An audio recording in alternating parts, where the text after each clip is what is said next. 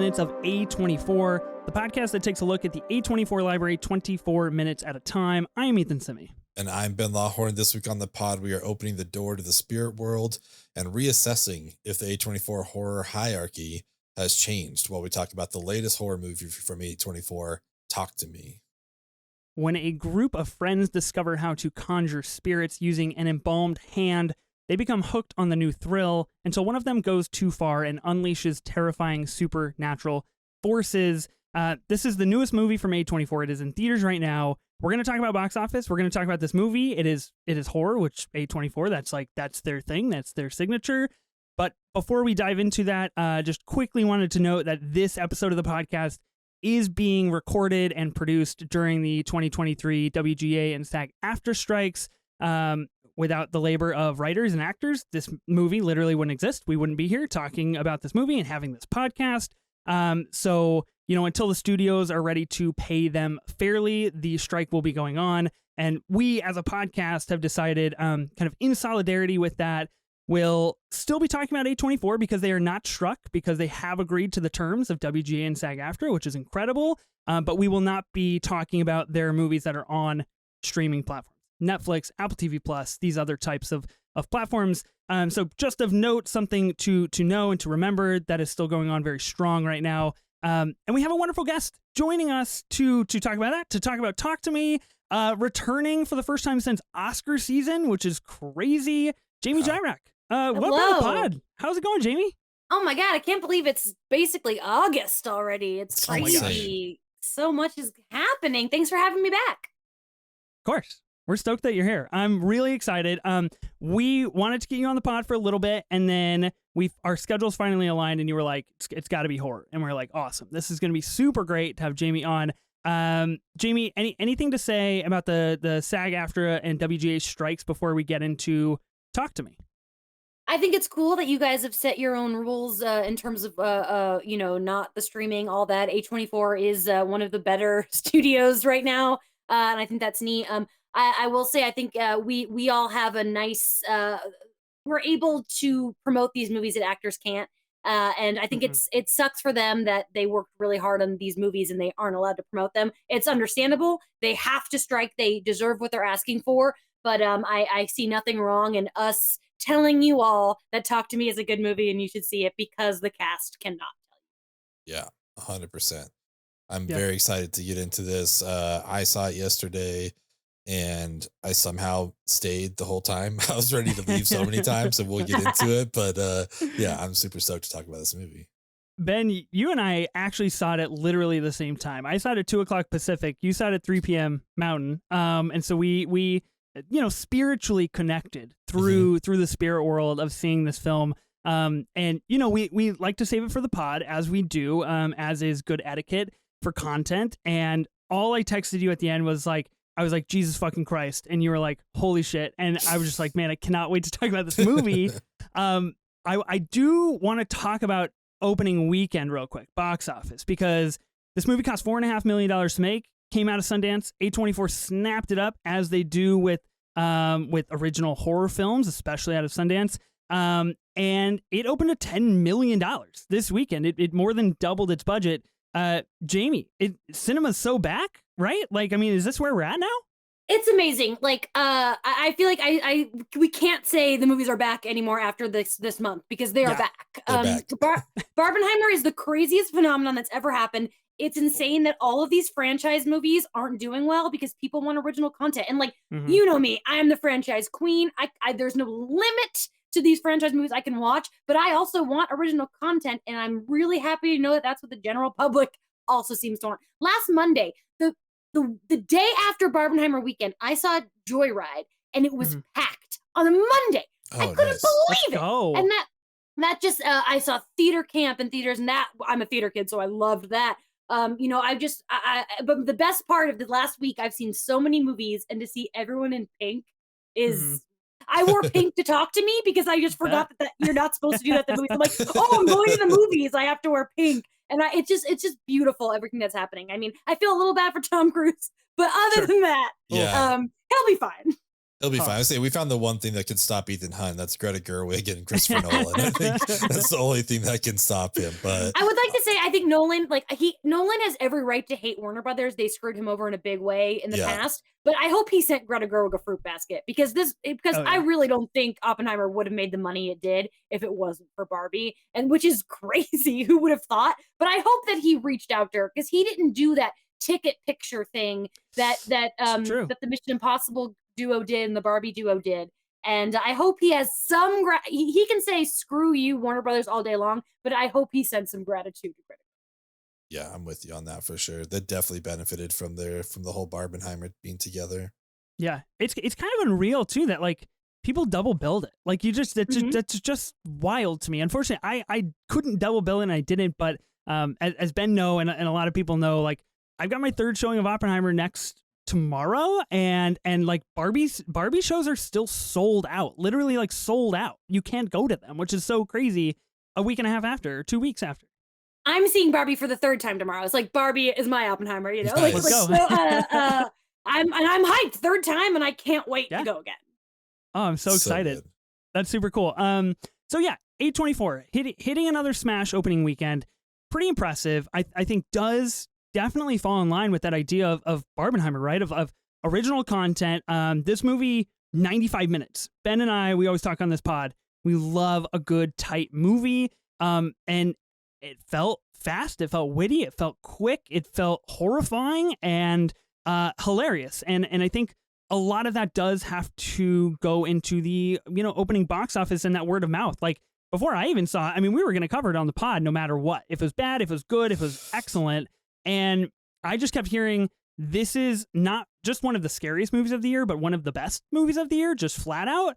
And also the scariest movie of the year. Ben, I know you and I, we exchanged some words off air, but we were both pretty frightened to go see this film.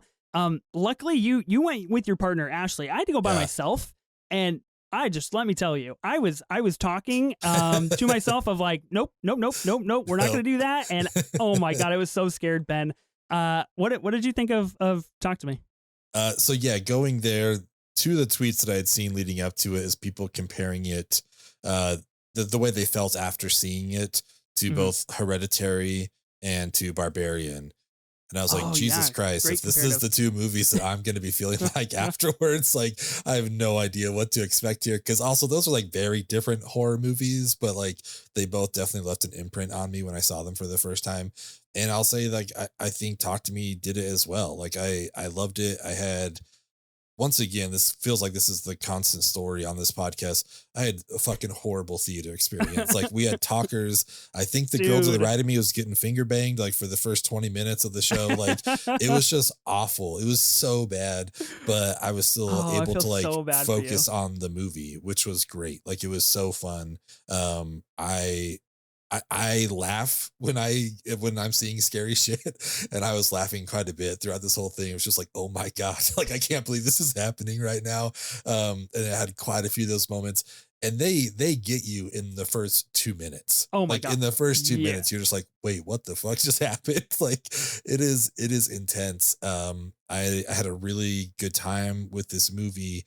I don't know that it like hit me. Like Hereditary was just one thing. That movie just fucked me up, This is probably closer to Barbarian as far as how I felt afterwards. But if anything, it just made me feel like filmmaking has got to be like on a switch now because these are YouTubers, and these guys made this movie. And it's just like, it's becoming less about like, I guess more people having access to make good things, back in the days, like who had access to the equipment, who had all that. But now it's like, we can get stuff from everybody around the world, like no matter, what their ability is, I guess, but these guys are able to make something fantastic, and we wouldn't have this movie if it wasn't for fucking YouTube, which is just crazy for me to think about. And I loved it.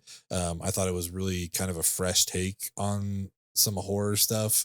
I will get into the ending and all that, but yeah, overall, I'm glad I sat through it all and I waited because it was totally worth it. And I'm super stoked to see what they do next. Jamie, you had DM'd me that you were excited to talk about your theatrical experience Please elaborate. Then it's the same. What is this bullshit with people? So first, I'm sitting towards the back, right? And the second the movie starts, somebody down below me has their phone out, and I can't handle it. So I can't. The light screen on a phone drives me insane. So I got up and I went down to the third row because nobody was in the front section.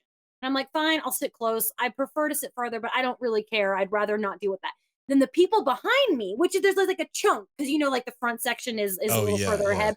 Sure. Behind me were talking so much, and they were laughing too. But I will say, laughing at a horror movie is absolutely fine.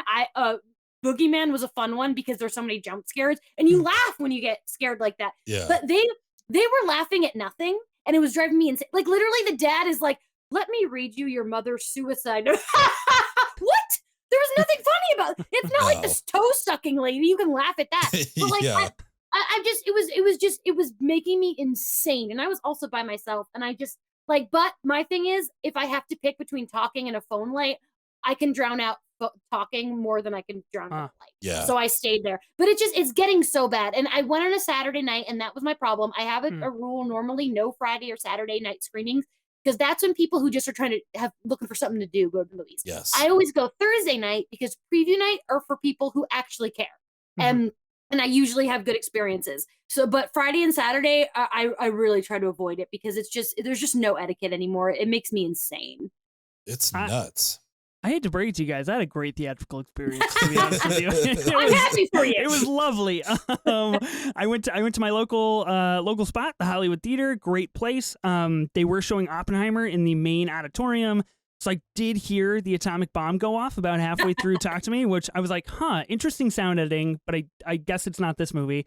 And yeah, I mean, like, I went 2 p.m. on a Sunday, and the showing was almost sold out. There's probably 40 or 50 people there. I was lucky enough. I got a great spot. People around me were respectful. And I think everybody kind of took in the movie as it happened, which is always a great experience. But my sincerest condolences to both of you. I agree. This kind of new wave like movie etiquette is just absolutely abysmal and terrible. And I know it's like the talk of film Twitter right now, and all of these things. And yeah, look, if you go see this movie, don't be on your fucking phone. Just watch the movie. Like, you can just watch a movie at home if you want to be on your phone.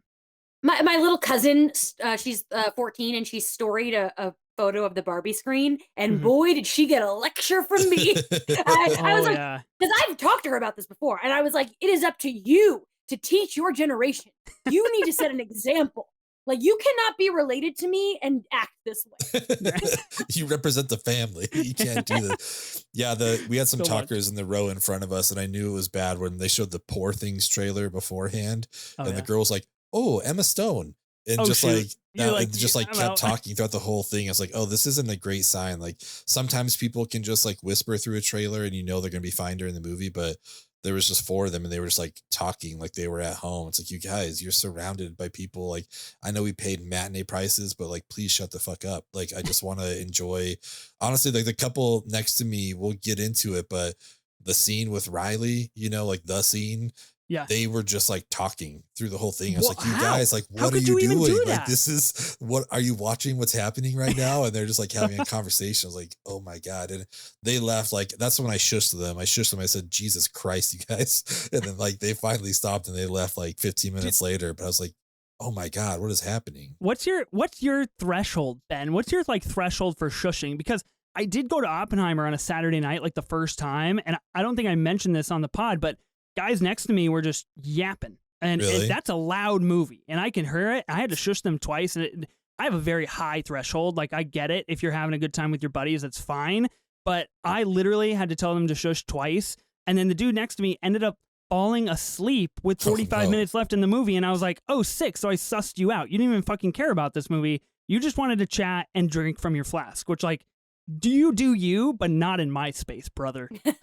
What's your personal threshold? How long do people have to talk before you bust out the shush?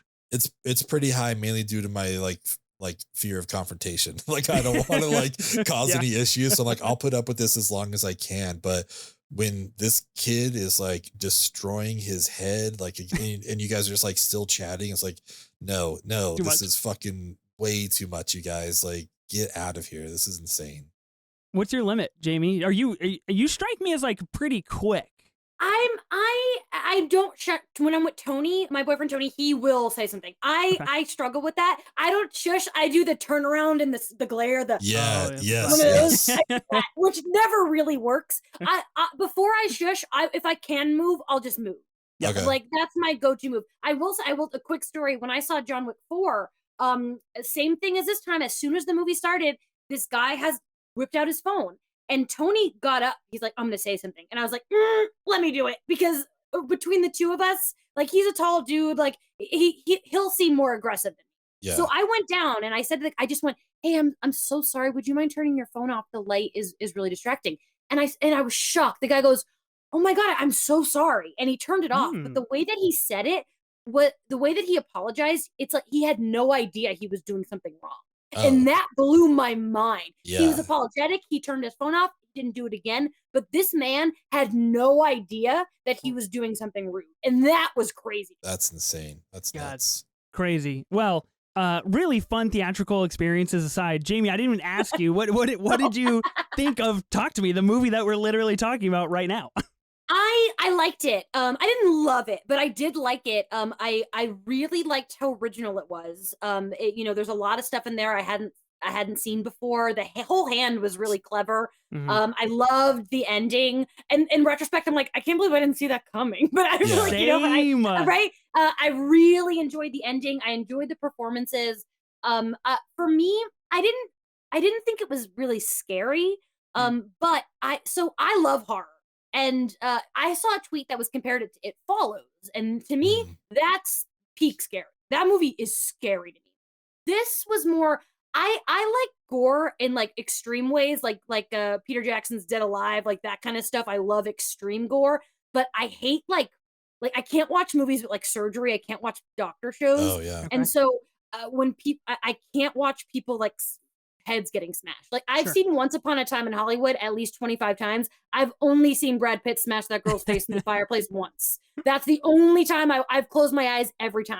So during that scene, I had to close my eyes. And that to me is like a bummer because it's not that I'm scared. It turns my stomach. Yeah.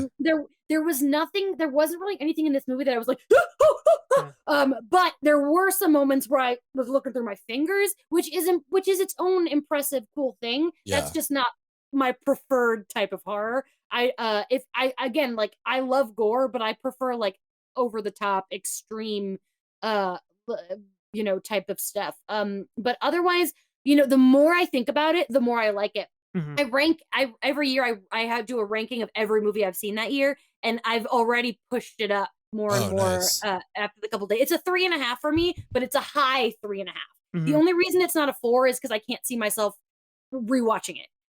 Maybe years down the line, maybe if Tony's like, I haven't seen this, let's watch it. But ultimately, I was really impressed with how clever it was and how different it was.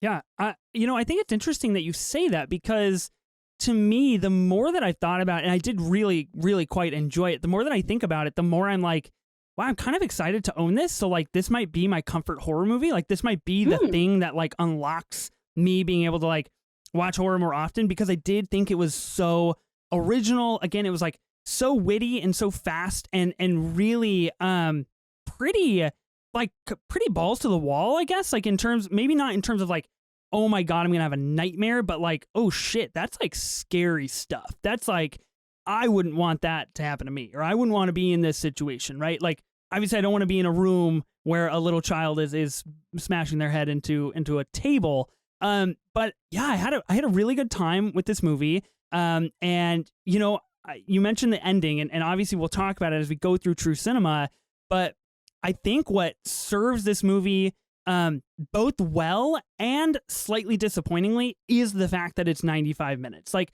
when it started to really kick when you're in the final like 10 minutes, I was like, oh shit, things are going to get crazy. Like we're going to get super wild here for 30 minutes or something crazy. And then we get like 8 more minutes of movie and you get the title or like you get the credits to roll. And much like you, Jamie, I was like, I cannot believe I didn't see that coming. And it worked so well for me. And it left me wanting more, which I think is always a very good sign about a movie. That I didn't feel that it overstayed its welcome, or that it was just like too much of the same content. I think some really innovative filmmaking here. Ben, you mentioned they're from YouTube. Like the Filippo brothers, I believe. I don't know if I'm pronouncing that right, but they made a YouTube channel 10 years ago, and now they're making movies for A24, which is so insane to say. Before we get into true cinema and really start to kind of break this movie down bit by bit, I want to know from each of you, Jamie, I'll start with you. In the case of this movie, and we are going to talk spoilers. We've kind of already talked spoilers a little bit, but this is like the hard spoiler warning for stuff. Obviously, the hand is kind of like the tool that we use to get to the spirit world.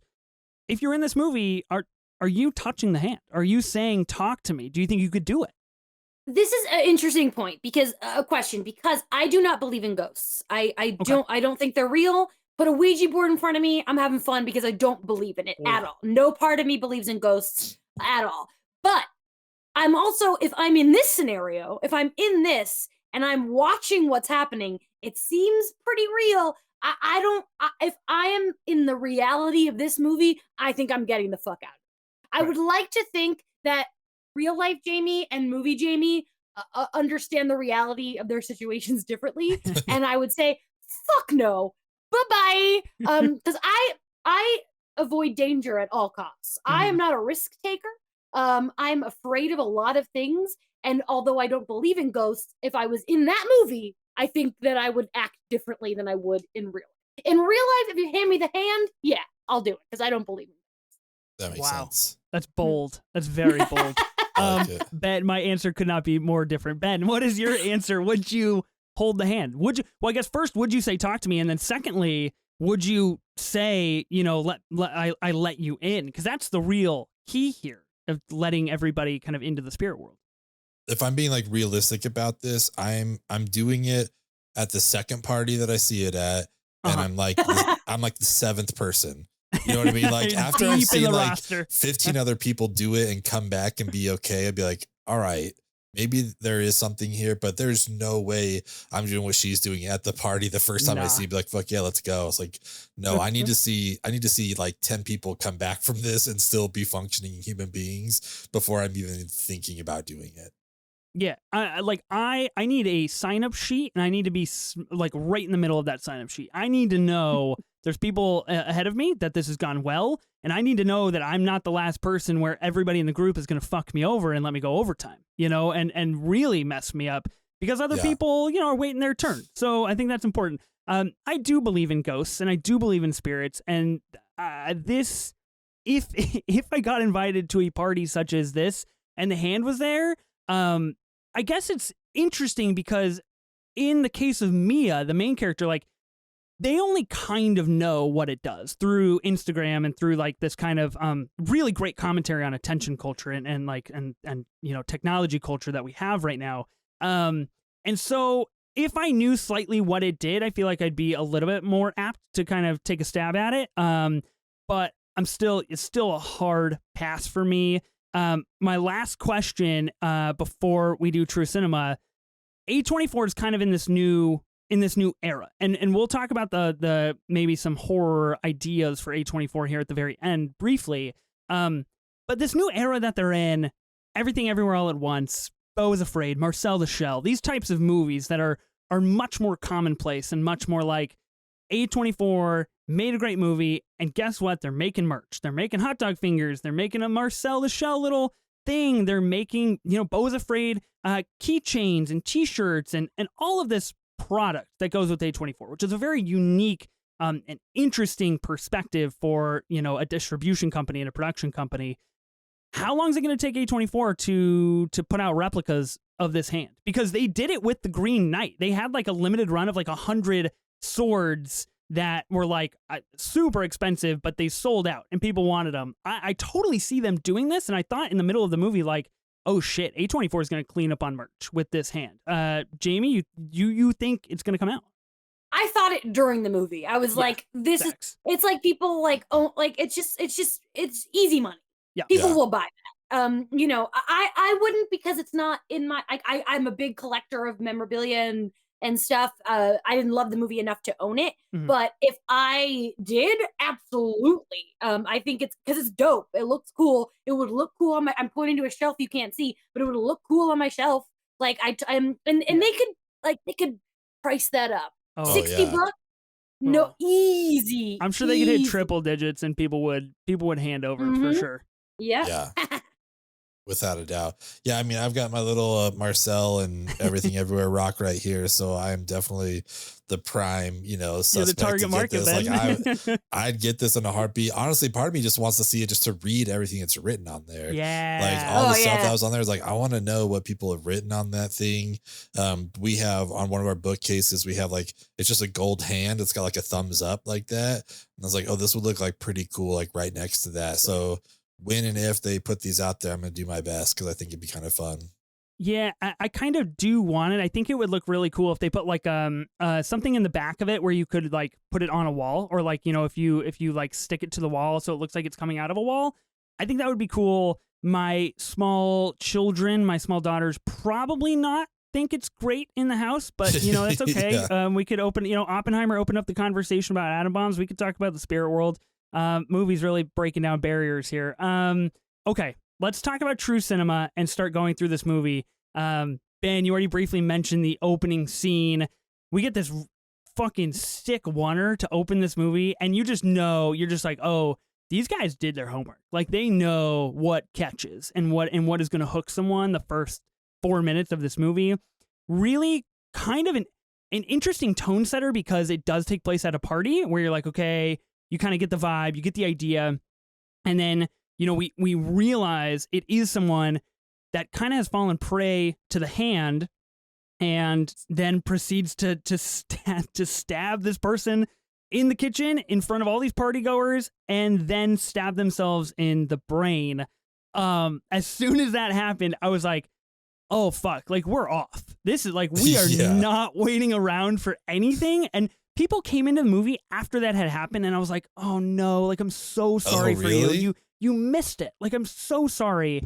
I love the opening. I thought it was great. 20 minutes of trailers. It's so easy. Yeah. It's always 20 minutes of trailers to calculate. Well, here's the thing. At the theater I saw it at, only 5-minute buffer zone. So I get it. You might be a little on the late side, but like, I take it back. People who go to the theater know there's only 5 minutes. So like, you got to be there. You got to be on time. Jamie, what'd you think of the opening scene to this movie? I'm sure I made an audible when he stabbed himself in the face. I don't like shit like that. I don't want to see people with knives and eyeballs and stuff like that. It just makes me cringe. But I agree. I was like, okay, we're in it. I also like anything that's like teen oriented. Like, I just love watching teenagers be stupid, and so I enjoyed that. I'm like, okay, I know nothing about this movie. I'd never seen a trailer. All I knew is that it was an A24 horror. I went in completely blind. So that really set me like, okay, I think I know what I'm in for. Yeah. Now that I've seen this man stab himself in the face. Yeah, that got me, and that was my first laugh of the night for sure. It's like, we get the great wonder, and he's like asking for, I assume it's his brother, I think that's what he says. And then, they have their exchange, and then he's like, everyone turn your phones off, whatever. And then he stabs him, and then we just see him stand there like, oh, is he about to go on like a spree here and just like take a bunch of people out? Yeah. Like, yeah. And then nope, he just turns and just boom, right in the fucking forehead. And I was just like, what the fuck? Like, okay, here we go. It was just like, it set the tone. Like, I mean, only so many things like reach that level throughout the rest of the movie, but it really just let you know, like, anything's possible. It happened in like less than a second. It's like, it happens before you know it. It's just like, all right, shit, here we go. Okay, let's make this happen.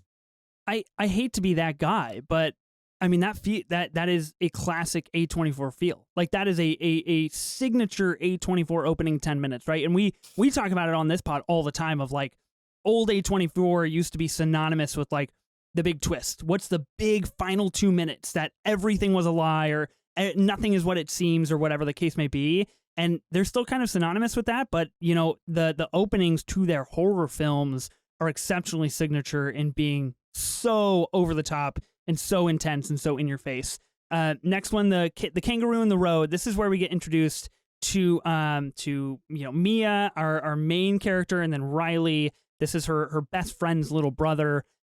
She went to go pick him up from the skate park. Quite a funny little conversation about cigarettes, which I understood maybe 40% of, but it was still pretty funny. Yeah.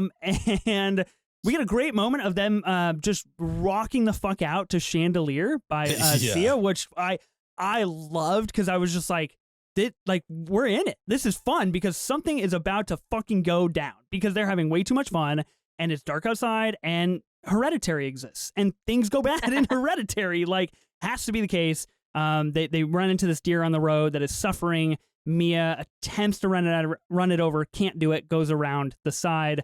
I didn't expect to go to the kangaroo, but this was some really good tension building in my opinion, because nothing truly went wrong. Nothing was truly horrific. It was just like off-putting enough to just be like, oh, like I feel a little grimy about like where we're at. Ben, kangaroo, was this? I mean, I can imagine this might be hard for people to watch, like maybe a little trigger warning for animal people. The kangaroo looks exceptionally real.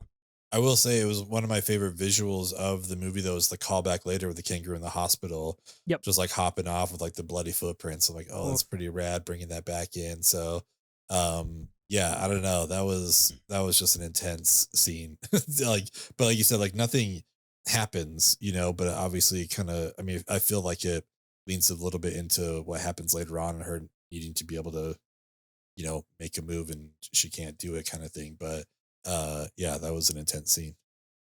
Yeah. It's funny. One of my Letterboxd mutuals, I wish I could remember who it was so I could shout them out, but they all that their review said was like, can we stop with the dead animal in the road trope where it's like it's setting that it's a metaphor, it's it's setting us up. And I totally agree with that. Like, how many times have we seen this? It's not anything original, but the fact that it's a kangaroo, I love. It's hilarious because I deeply love it. This movie was made in Australia, and they're never like, that's where it's made, and I really appreciate that. I like that nothing about this movie felt American. Yeah. So it's like if it had been a deer, I probably would have been like, yeah, whatever, been there, seen it, great. But the fact that it was a kangaroo really got me in the spirit of the movie. I was like, does that happen? Because I've seen it in real life with deer many times. Yeah. But does that happen in Australia with actual kangaroos? Do they go in the street like that? Like that. For me, it worked because of that. But otherwise, it's like that. I've seen that scene a million times. But I like that it was a kangaroo. Yeah. They put a deer in the middle of the road and they're really ripping off a Most Violent Year, another A24 flick. So I'm glad that they didn't go with the deer. I truly enjoyed the pretty overt like foreshadowing of this kangaroo in the road, and then the final few minutes we see Mia in a very similar position after falling into the road and not being hit by a vehicle. Everybody stopping in time or swerving out of the way. Very, very kind of visually a great visual callback, because we do see kind of an overhead shot of Mia laying in the road with tire swerve marks like around her, which again, very similar to this kangaroo. Next on the board is Mia's first time using the hand. Now, I think it's important to preface this with the fact that Mia uses the hand really because she is dealing with the grief of her mother passing. And all we know about her mother passing is that she accidentally overdosed, couldn't get out of the bathroom in time, and ended up dying in the bathroom. Mia's still processing that, and I think there's a small part of Mia that thinks, this might unlock something, but also give me attention or give me this kind of escapism of dealing with this grief. I'd like to argue that the first time she did it, it had nothing to do with that. I don't think because she didn't know what it was. When they saw the videos earlier, they thought it was all a joke. I don't think any part of her thought that thing was going to lead to communication with her mother. It's that she went to this party where people don't like her. They're not talking to her. They're shunning her. The main friend who I would like to real side note. I think their name was Haley in the movie. I'm not 100% sure, but this and Evil Dead Rise, two trans characters, or not, this had a non-binary character, and the actor in Evil Dead Rise was a trans guy, and they just use their correct pronouns and never address anything else. And I love that. They're just existing, because why do we have to talk about the fact, we don't have to talk about the fact that this character is non-binary? It doesn't matter. But I like that we're just casting non-binary actors and just using their correct they them pronouns, and that's it. I really love that, because it doesn't need to be a thing, and that made me happy.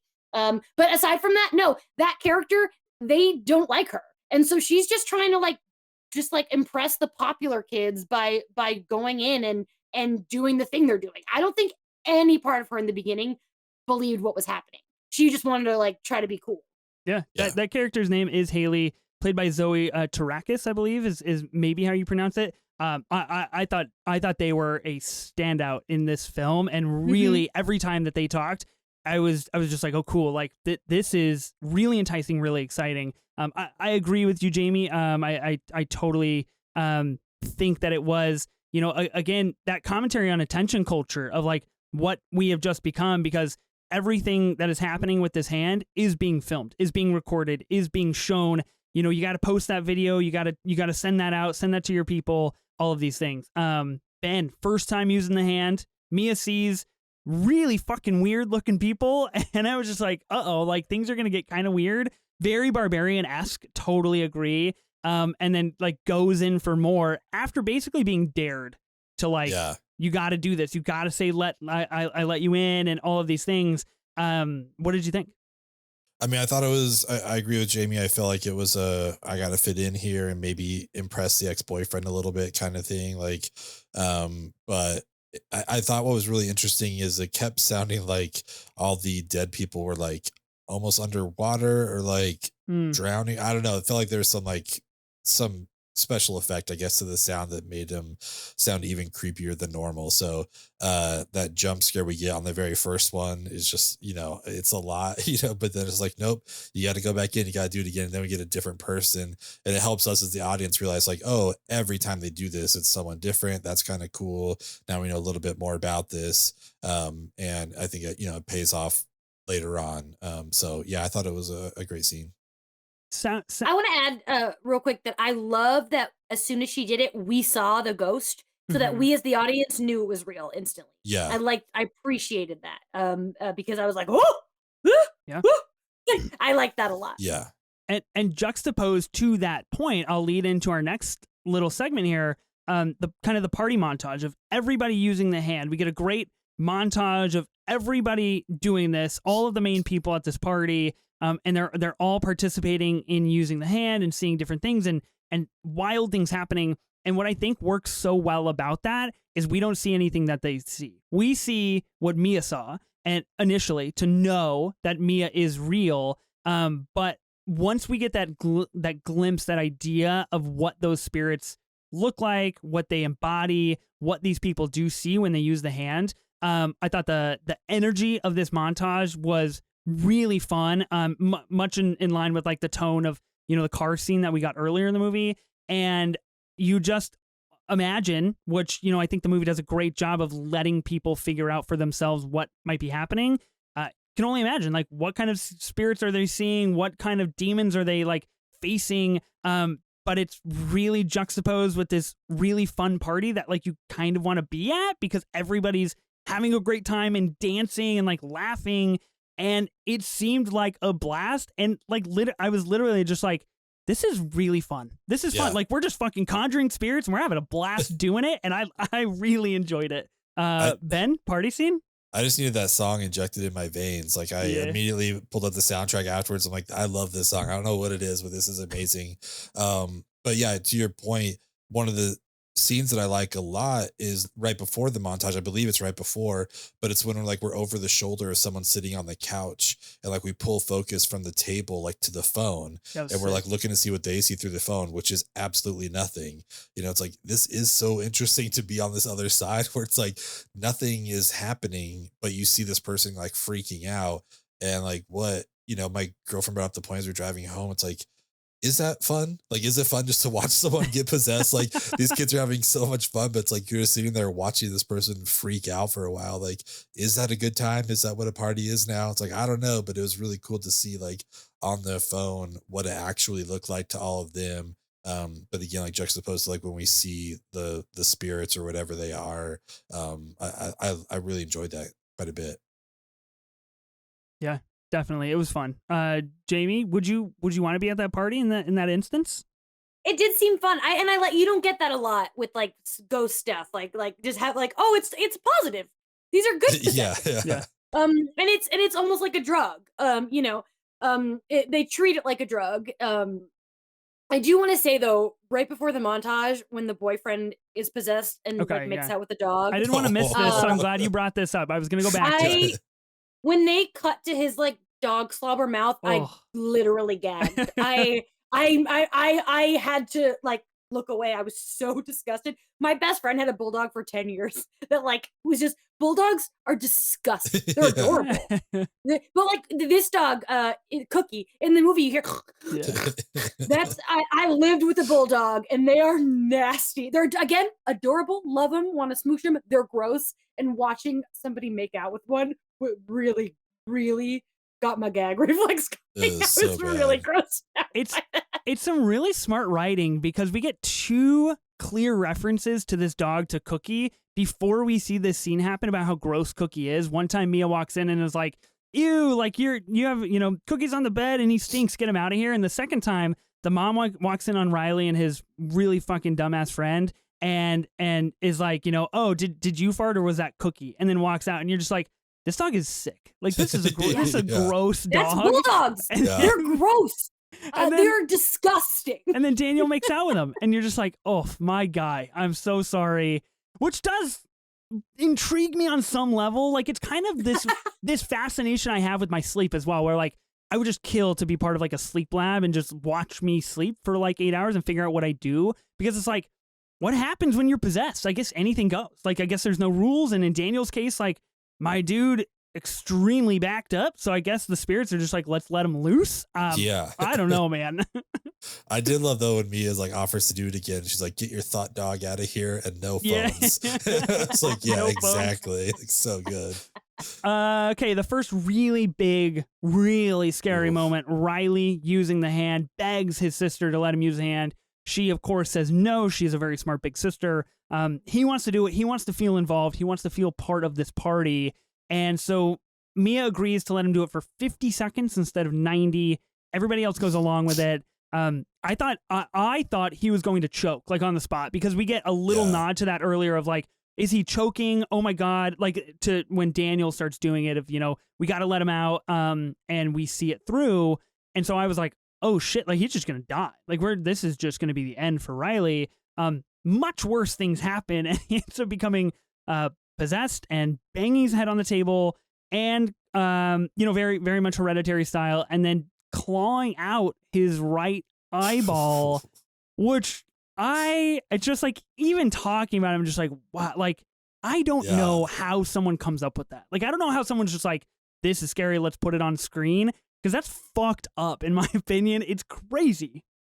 It's insane. And yeah, watching that happen, I thought the same thing. Like, who writes this? I was like, I guess this is a thing you can do. I guess you could rip your own eye. Like, but when he goes over to that side of the table and just like on the corner starts slamming his head on there, then like luckily the sister, saves him at the last moment. But like this scene was so intense. It was the head slam, the very first one, just I think completely catches you off guard because you don't know what's going to be happening. And then I don't know. This was just one of the best scenes of the whole movie to me. Also just one of the hardest to watch, but it was just like, it was so well done. Yeah. Yeah, like I said earlier, I my eyes were closed for part of this scene. It was just too much face smashing. One thing I do want to say though is like right before the actual face smashing, this actor playing Riley does such a good job channeling Mia's mom. Like when he starts crying, he's like, Mia, I'm so sorry. So it's just like, I was like getting invested in this, like, oh my God, like this kid's doing a great job here with this. And I think it was just a real powerful performance. And then it just turns into the most violent gnarly shit just immediately. And the sound editing in this scene is pretty unreal as well. Lots of great, kind of like flings and screeches and creaks and cracks and like wild voice modulation. I think what we're learning and what I do think is part of this like really great, horror renaissance that we're kind of going through with all of these pictures is it takes like one or two really committed people and you get a great movie. Like in the case of the actress who plays Mia, is Sophie Wilde. She sends it. She is absolutely sold that like she's being possessed right now, and same with Joe Bird, the actor for Riley. So Ben, I mean, great point. The Pearl and X and Barbarian and these other movies, you just buy in, and I think that's what makes them so special. Then the team, the crew kind of seek out Cole, the initial person that we saw. We get that kind of closed loop on what we saw in the very beginning, and they want to know what happened to Riley. He's in a coma. Is he still possessed? Why is he still trying to bash his head into ceramic tile in the floor of the hospital? Why are these things happening to him? And Cole is basically just like, y'all fucked up. You should have stopped. You should have stopped the first time you messed up somebody's life, and now you just keep doing it. And honestly, I thought this scene was a little underbaked for me. I would have liked a little bit more insight, a little bit more, background into like the hand and Cole and what happened with his brother. I think that's a great trauma connecting moment there, but I do think it serves its purpose. And this is kind of like the only time we're either, outside of the house or outside of the hospital, which is kind of fun. But I'm interested to hear you guys' thoughts on like meeting up with Cole. Go for it, Jamie. Okay. I was surprised he was alive. I thought he got stabbed in the heart. In the beginning. I was like, oh, this guy. I would have like I was asking questions that didn't matter. Like, how long ago was that? He seems fine. He got stabbed really badly. So like I was like, I wanted a little more, I think, from the scene too. And him blaming the other friend, that was interesting. I feel like this movie is ripe for a prequel, and I don't mean about the brothers. I mean like a deep, who's like back to the original. I think like this could be a franchise, easy. So yeah, this whole scene, like it was, my thing though is like they walked up to him at the bus stop. They just knew that he was going to be at the bus stop at that exact time. They're like, oh, I know where to find him. I know his work schedule. Wait, he catches the 8:23 p.m. So as long as we get here at 8:21, we're good. Like, I thought that was a little silly. They were like, well, we got to film in a location that's cheap. Let's get the bus stop. Like, yeah, my takeaway from the scene was, I would be so mad at that the kid who brought the hand. It's like, you didn't tell us that you got this from the kid who put a knife in his head. Like, that's who gave you the hand. Like, you just said you got a friend from a friend. Like, okay, this is like super fucked. Like we're already in a really weird situation here, but now that we have even more context of like what this could possibly do to you, like that, I feel like it opened up a lot, and then it just didn't really get revisited at all or talked about again. So yeah, I think I'm with both of you. Like, I just wish we had gotten some more from Cole. Jamie, you brought it up, so I will flesh out your idea quickly and take a swift divergence. In a Hollywood Reporter article today, the directors said, you know what, we'd like a sequel. I wouldn't be able to resist. I'd want to do it so bad. Much in line with Pearl to X. Pearl was a prequel to X, and now we're getting Maxine, which is another addition to that franchise. Really the first kind of A24 franchise that we're getting. Jamie, I love your idea of like a hard prequel. I think that would be really interesting. But if you had to go sequel, because I know we'll talk about the ending here, if you had to go with like a hard sequel, this is my question. Do you stick with Mia and do things in the spirit world and now have her point of view, or do you follow the journey of the hand? Do you stick to, the human world and explore more diversification that way? What do you think, Jamie? I would love to see the spirit world, even if it's not Mia. Just like there's obviously not all spirits are evil. Some of them are manipulating. There's a whole lot of I had some questions. Like a scene we're going to be talking about soon to me was a little confusing, and we'll talk about that. I think that I would like to see more, not to get answers like to the rules. I don't care about that as much, but because like clearly there's like a rich thing going on Yeah. here. Yeah. And it's I like I loved the moment where the spirit let her in. That was dope. When the little girl let her in Yeah. and that she got to see it. Like that that was fascinating to me. And I would I yet like we said earlier, like give me another 15 minutes of the movie to see more of what Mia sees. Yeah. Even if it's not Mia, I think that would be really cool to explore the spirit world more. Yeah, I'm with the hand, like turn the hand into Benoit Blanc. You're like, I don't care what the story is. Let's just like let's make that the character that we're following around. I want talk to me mystery. You know what I mean? Yeah. Just like let's follow this thing around. Like I'd be stoked to see the spirit world, but I would just like to see all the different things they could come up with that this hand would do to people. So I'm good either way. But my instinct is like, let's just follow this hand around because again, this might be what you're talking about, Jamie, and we'll get to it, but why the fuck is it in Greece now? Like, how does this happen? You know? Yeah. So, yeah, I want to know what happened with the hand.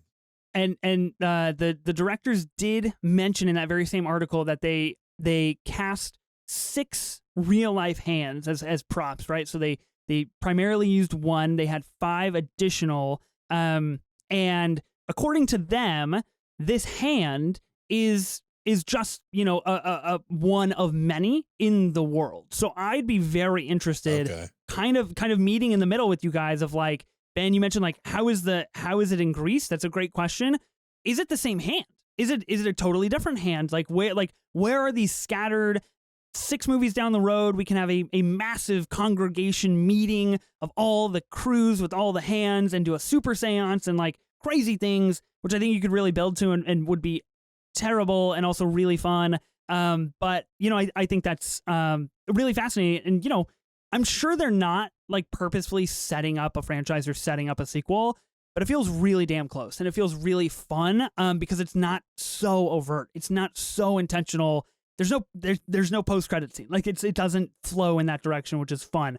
Okay, we have 3 more scenes. Mia trying to talk to Riley again. Jamie, this is kind of what you mentioned about this little girl letting Mia into the spirit world. This was probably the most frightening, like, visual that I saw in the movie of this spirit world and Riley basically being tortured in the spirit world with people all around him and Mia not being able to do anything. I liked it. I truthfully wanted more of it. I wanted to get closer to it. I wanted to see more detail of what was happening. And I thought that would have been really fun to explore that a little bit more. But again, really scary part. Ben, scary or not, or like not long enough to be scary? No, I mean scary, and I would have wanted a little bit more, but it just gave us an idea of what Riley was going through. So it's like, oh, this kid really is like getting messed with right now. Mm-hmm. And then I mean, I feel like the mom is like lying to Mia the whole time, but she's like, oh yeah, you just have to like kill him, like take him out of his misery, you know. But the other person, I think it was Cole, was like, no, like the longer you're alive, the weaker the spirits become, which I guess kind of seems accurate given the end of the movie. So that was interesting too, though, like the context of like why her spirit mom was lying to her to like kill Riley. So super creepy though to see all these, I believe, naked people just sort of surrounding this kid, torturing him. Yeah, it was kind of intense. It did feel a lot like Infinity Pool in a way where I was just like, whoa, naked people doing weird shit. Okay, cool. Like that's the thing. We're doing that now. Jamie, could you watch this or did you have your eyes closed? No, I watched it. This was fine. That's fine. No one's bashing their face against something concrete. Yeah, no, this was freaky, but like I said again, like I wanted more. Like I really I thought it was so cool that the spirit let her in, and I would have loved to have seen more of that side of things. But it was like, whoa, that poor child. Yeah, that I get why your instinct is let's kill the kid. Yeah, but yeah, no, I enjoyed that. Yeah. Mia killing her dad. Ben, this kind of goes to what you were just saying.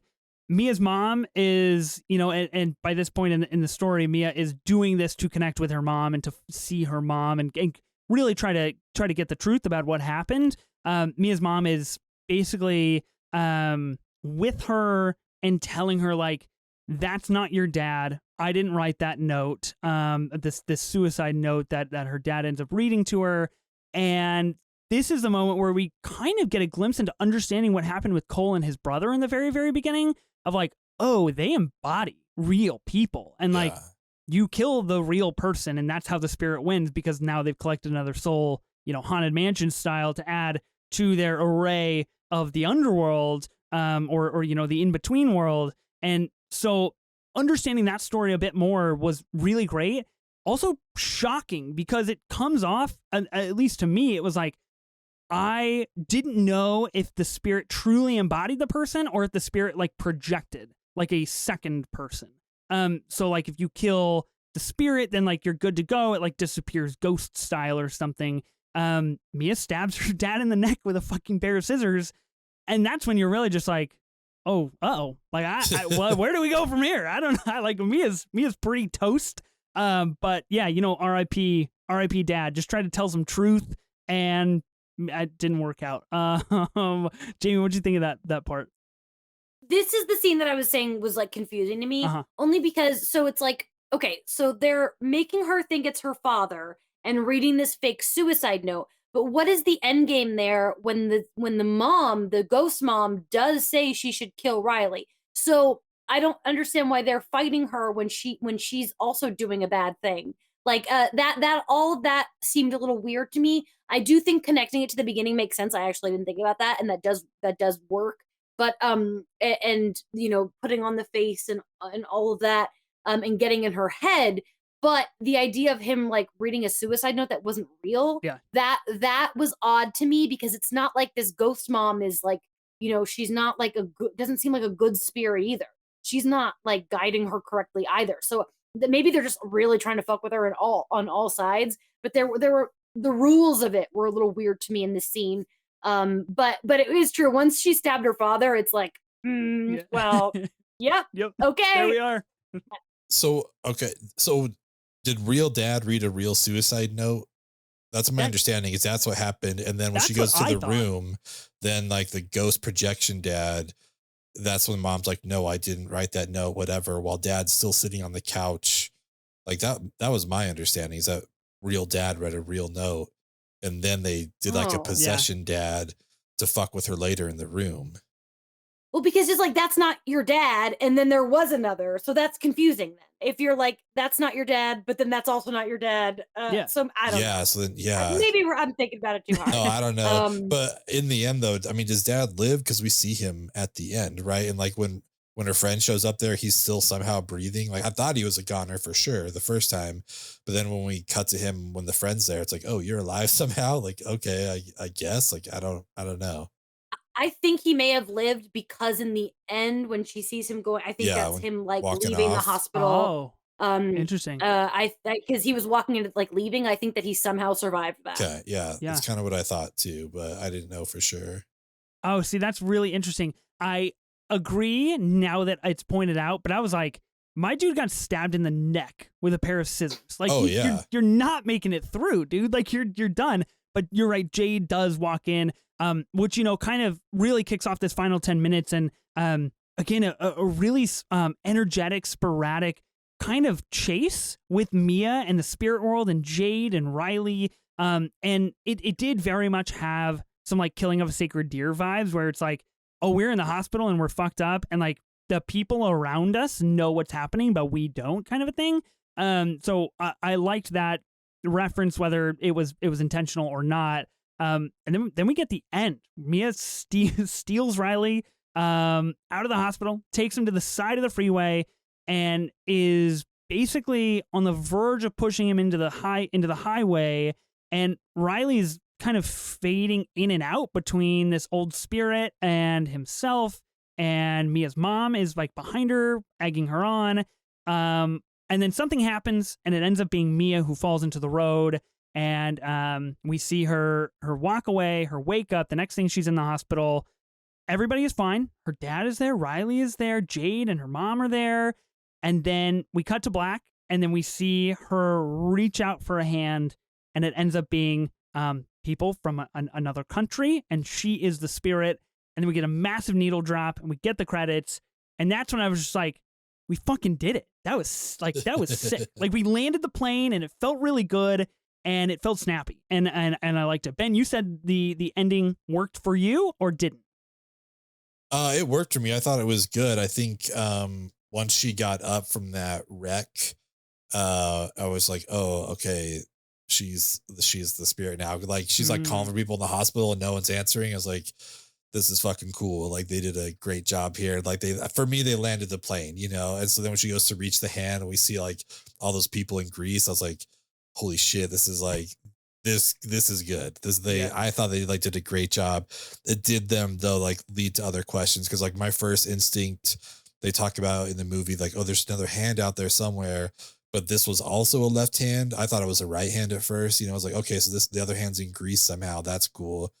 But then, like, my girlfriend and I were talking about, like, oh no, that she reached out with her left hand. So then it's just like, wait, how did it get from her house to Greece then? Like, if this is the same hand. Yeah. But if these guys are saying that there's multiple, that's good to know now, but it's just not really explained in the story. So all of a sudden I'm just like, how does a hand go from wherever she lives to Greece? That's kind of crazy. But given the ending itself, without overthinking it, I thought they landed the plane. I thought it was like a great ending to have her then be on the other side of the hand here. I thought it was awesome.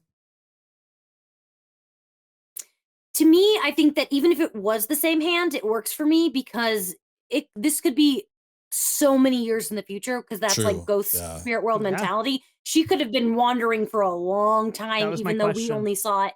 And that feels like if it had been the same hand, it would have worked for me in that regard. I think I really liked that. I think at the end she realized that she didn't need to kill Riley. She needed to kill herself. And I think that was cool. And I also feel like we have not once mentioned Miranda Otto. And the fact that they got Miranda Otto in this movie is really impressive. So good. And I love her so much. And I feel like she's like royalty of that continent. You can't be in Lord of the Rings and not like, you know. But I really love that character because like that, like kind of like just like fed up kind of bitchy mom. But I really loved the scene with Mia where she apologized. And then and then for instantly the daughter to be like, she's dangerous. That I just that whole segment I thought was great. And I didn't know what was gonna happen. I didn't know if she was gonna push that kid into the road. And I just really enjoyed that whole ending so much. Yeah, I think it speaks to the power of the film that all of us were kind of so engrossed in what was happening. We didn't really be like, oh, cool, like the ending is coming, right? Like you couldn't really see that coming down. Okay, let's pick our true cinema moments. Ben, I'm gonna let you go first because we pretty much covered the whole movie. It's all on the board. I don't think you have anything in your pocket. I mean, true. I don't have anything in my pocket. Oh, nice. The most intense scene is Riley, like, using the hand and banging his head. Like, when he starts digging for his eyeball, I was just like, what the fuck is happening right now? Like, I was just blown away. So that for me is the scene I will remember from this movie for sure. What about you, Jamie? Your one moment. I think it's the final moment. And a part of me is also though, like, I did think we were gonna get more. I like where it cut off, but I also thought we were gonna like see what it was for her to be inside of him. So I think that, like, in terms of like originality, you see a lot of people in ghost stories die and become a ghost. That's not been seen before, but this is just a different spin on that, and I like that. I am going with the party montage. Again, I was just like super sick to conjure spirits and play this really, really terrible game. Like, it looks like you're having a blast, and I'm really happy for you. Ben, you're right. Like, great needle drop. Whatever that song is really great. And I thought that was some of the most original kind of storytelling in the movie because they shifted the tonality of what we had just been witnessing and smushed that in between Riley smashing his head. So I think that was a really smart move on their part. A1X, movies about the spirit world, of course, because this is a movie about the spirit world. Jamie, I asked you for your input for some of these movies, so I'm going to go through the movies. Some of them are from you. I'm going to let you go first in picking your A1 act. We've got Talk to Me, Lights Out, Paranormal Activity, The Ring, Insidious, The Exorcist, The Conjuring, The Others, Poltergeist, Ju-On, which is the Japanese, like The Grudge, Sinister, The Wailing, The Incantation, Ghost, The Shining, What Lies Beneath, Ghost Watch, The Haunting House, The Innocents, Ghost Ship, 13 Ghosts, and A Ghost Story. A lot of ghosts in titles about movies about spirits, so you got to give it to this one. There's no ghost in the title, which is great. Jamie, what are you picking for your A1 act movies about spirit worlds? Like, what's my number one on this list? Is that what you're asking me? Yeah, it could be off the list if you want. You know, whatever you want. I'll just say, The Ring is a very important movie to me. I saw The Ring in theaters when I was 12 4 times. Sick. I didn't like horror until I saw that movie, and it changed me. It made me a horror fan, and like the fact that like it was that's why I'm such an advocate for PG-13 horror, because if that movie wasn't PG-13 and I hadn't had the opportunity to see it 4 times because I was 12 and there's nothing else to do with my friends at the mall, then I wouldn't be the person I am today. I also one of the ones that I put on that I want to shout out is Ghost Watch. Oh, nice. Because this is one that, like, a lot of these movies that are on this list are movies that people know really well. This is like the original kind of like found footagey type of thing where it's like a British where it's kind of like a fake BBC documentary where they're going through a haunted house, and it just, because of when it was made, I want to say 92 maybe. Yes, 92. Yeah, 92. Well done. If you had seen that at that time, it'd be like, is this real? And that's hard to make now. So definitely shout that out. I do want to say that Ghost is my favorite movie that was made the year I was born, Oh, nice. 1990. I love Ghost very much. But all of, like, there's just so much, like, it's a really rich genre, and I'm really excited that The Others is coming to Criterion in October because it's not streaming anywhere. Oh, yeah. And I almost bought like a eBay DVD like a month ago because I was actually having a ghost phase like a month ago. I watched a bunch of ghost movies, and I was like, man, I haven't seen The Others in so long, and it's not streaming, and I'm glad I didn't pull the trigger because the Criterion looks beautiful, and I'm really excited. I could talk about every one of these movies for so long. So I just those are the ones that I will in this moment shout out. Well, I added 2 of those to my watch list, so I appreciate that. Bolstering my watch list. I like it. I'm going off menu here. Fucking and classic. I'm gonna a little more lighthearted. Maybe I'm gonna go Beetlejuice. Good one. Talk about a spirit world that I want to be in. So that's what I'm gonna go with. It's just one of my favorites. Talk about a movie with a needle drop. Deo, like, it's just a classic. So that's what I'm gonna go with. I'm gonna take Beetlejuice. That's good. I respect that. Off menu is always a big win.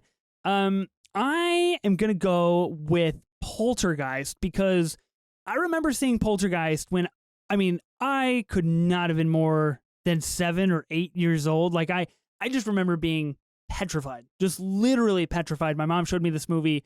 And it's a classic for a reason. I have yet to revisit it as an adult, but even seeing the trailer, I'm just like, yeah, I totally remember everything about that movie, the swimming pool and all kinds of crazy stuff, and the tree. So yeah, Poltergeist. Maybe I'm due for a rewatch on that, but that was the one where I was just like, I'm scared, and I'm a little kid, and I probably shouldn't be watching this movie. Yeah. Ethan, I just rewatched Poltergeist last year, and it really is. It's to me, both that and Beetlejuice, good calls, are both 5-star movies to me. But I think Poltergeist is like the family unit of that movie is so special. Oh yeah, Coach. I don't think there's like any. The movie works so well because you are rooting for this family so hard, and it is. I watched that movie when I was young too, and it's even the parts that like the meat is like now would be nothing, but as an adult that still scares me because I'm taken back to when it scared me. I saw it for the first time I think like 2 or 3 years ago, and I love it. It's so good. It's a great movie. Ooh, I'm due for a rewatch for sure. Okay, A24 horror movies. This is the final A1 act. We'll give our ratings and we'll get out of here. A24 is known for horror. This is a very important topic for A24 to capture, to have a library of very quality content. We've got Talk to Me, Hereditary, Midsommar, The Witch. Ben, big Witch fan, huh? Did you get your Black Phillip tattoo yet? Right? Oh yeah, it's healing though, so I don't want to show it yet. But really big on your stomach, right? Yeah, your exactly. Back piece, sure, makes sense. The Killing of a Sacred Deer. God damn it.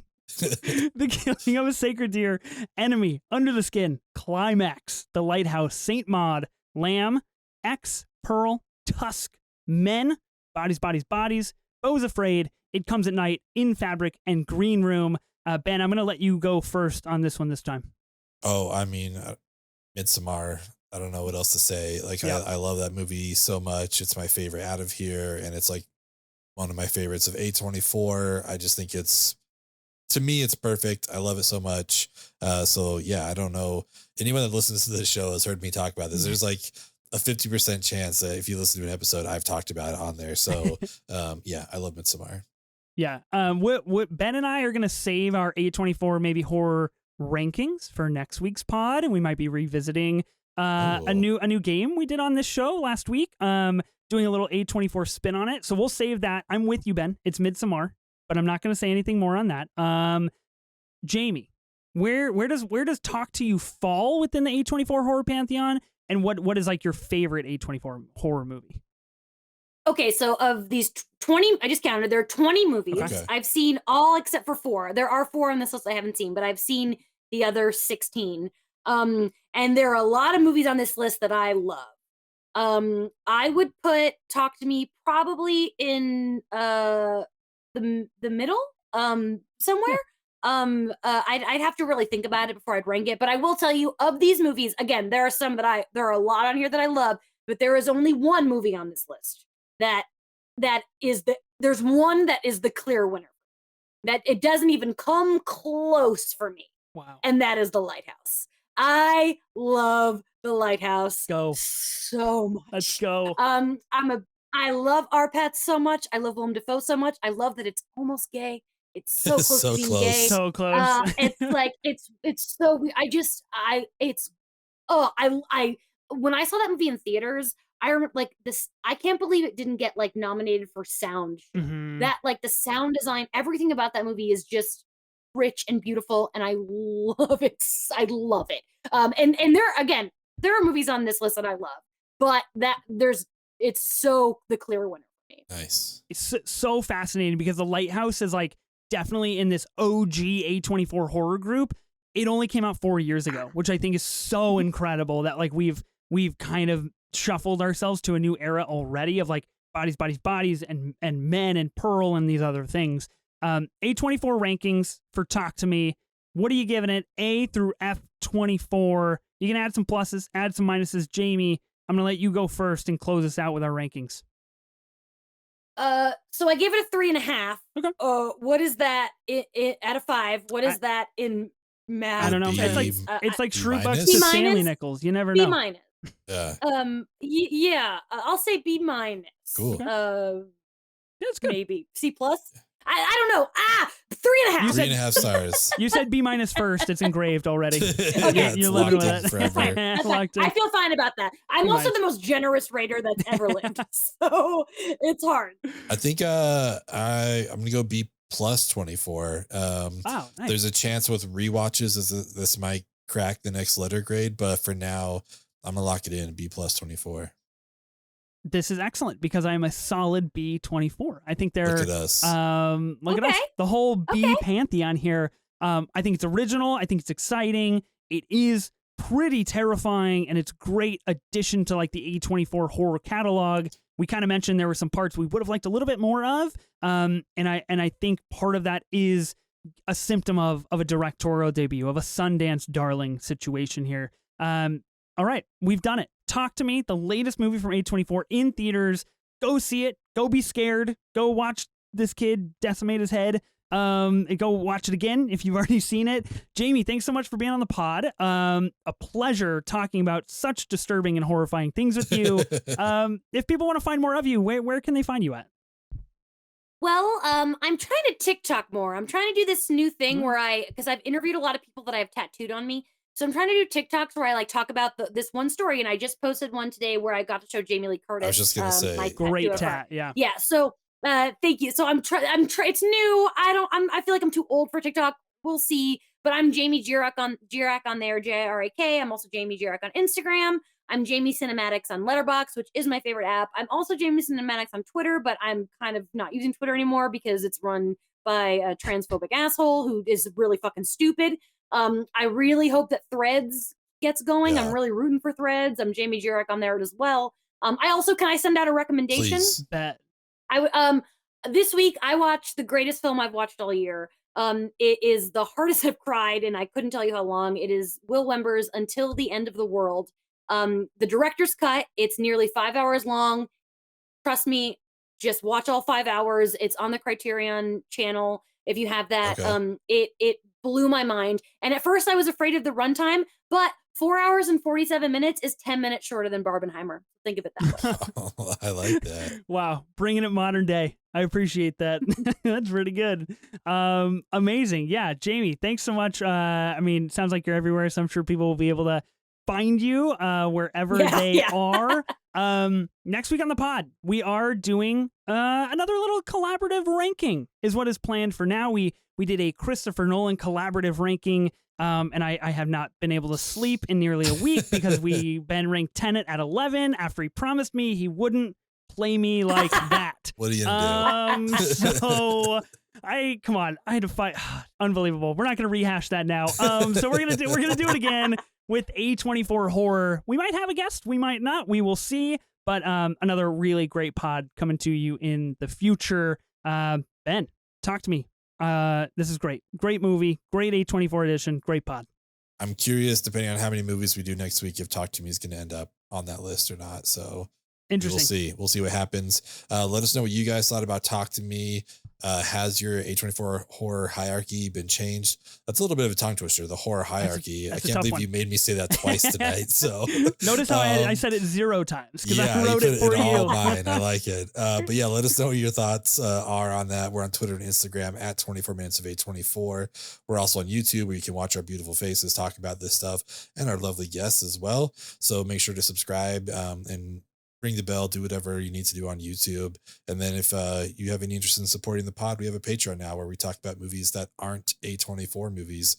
And we actually do it in 24 minutes or we get a punishment, which we have done 3 times now. And it fucking sucks. So it's terrible. It's incredible podcast content. Truly elite. If you want to listen to me hiccup for 20 minutes, please join our Patreon. So yeah, anyways, thanks everyone for your support. I'm Ben Lawhorn.